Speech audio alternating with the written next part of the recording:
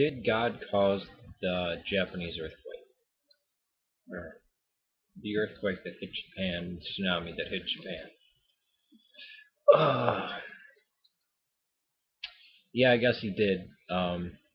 See, God created the world, or the universe, that um, then formed the Earth together by gravity and laws of physics.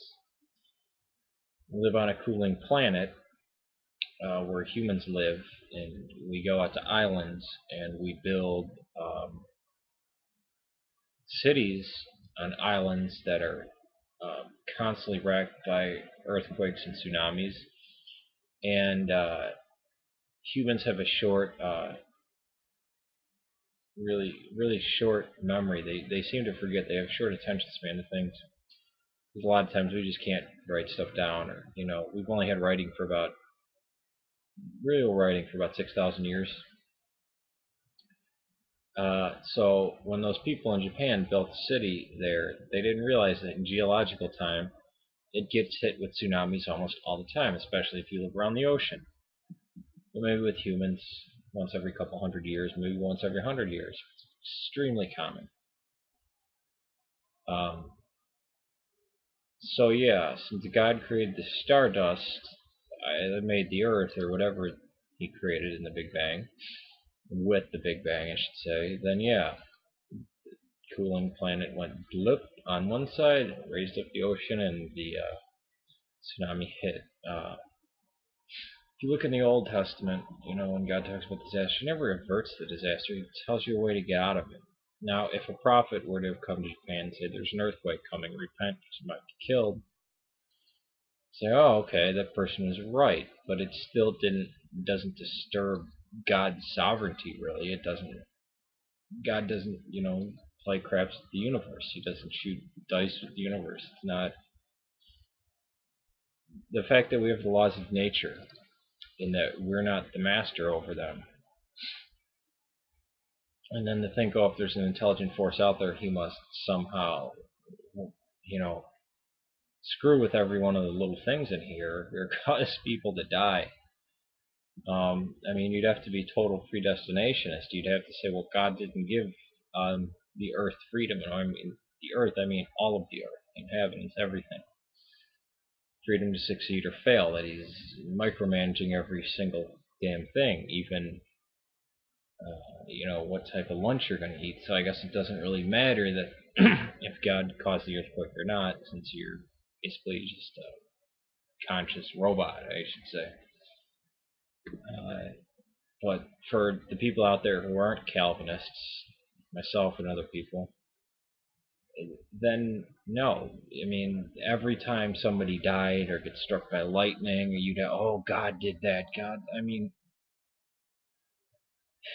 if God is all powerful, he would have made the universe and stepped back and let it go its natural course. Um, and as religious people, as Christians, Eastern Orthodox, believe that only one and only time did God ever come into the earth, come into his creation once, to bring the light, and then boom, out again. And that if heaven and earth ever meet again, all of this will be gone, destroyed, boom, changed, whatever you want to call it, smashed into nothingness beyond the Big Bang, as if it never. I mean, we don't know. It's unthinkable, unknowable. But yeah, you kind of. I would say I like the atheists better in this than the Christians, but from the massive bigotry from atheists that I've got, and just the foul mouth. I don't know. I guess some of the atheists might think that. Um, I don't know. It's proof there is no God since a tsunami hit something. I don't know who. I guess people would try to make that statement, wouldn't they? Well, since a tsunami hit, then there can be no God. God versus the tsunami. I don't know. Yeah, Japan's not a really real Christian. It once almost completely converted to Christianity in the beginning of the 15th century. But then the Franciscans screwed it up, and the Japanese said no. But it's weird. A remnant of Christianity actually survived in Japan without any connection to other Christians for like 300 years.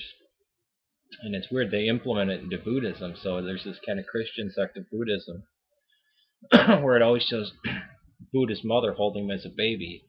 They were copying the icons that the Portuguese had brought there, and and finally, when Christian missionaries were let back in there, I think after the 40s or something like that, the Christians actually came up to him and said, "Are you from Rome?" And some of the missionaries actually said, "No, but they are." And they went up to the people and said, "Are you from Rome?" I said, "Yeah." And they said, "Oh, we've been waiting for you." Passed down family member to family member for about 300 years. I thought that was pretty cool because after they got kicked out, the Portuguese, the people who had actually converted to Catholicism. So what should we do? And they said, don't listen to anybody else. Just wait till somebody comes from Rome, and then listen to them. So it's kind of a cool story with the Roman Catholics. Again, these people wouldn't have been Orthodox, but it does. Who cares? It's a cool story. But yeah, this idea that God caused. Well, if God made the whole universe, then yeah, ipso facto, he made made the tsunami happen. But yeah, no, the will of God actually shows in the people who go out and help. I was sent a story about this man who, first of all, went out and rescued his wife, then his mother, and then for days on end, even until now, he goes out every single day and rescues people. That's where the heart of God lies. That's where he actually dwells in the universe, in the hearts of us, in our good action. And I think if people don't basically see that, then yeah, they wouldn't be religious, they wouldn't be Christians. It's just an atheist with the Bible trying to make God into this predestined monster.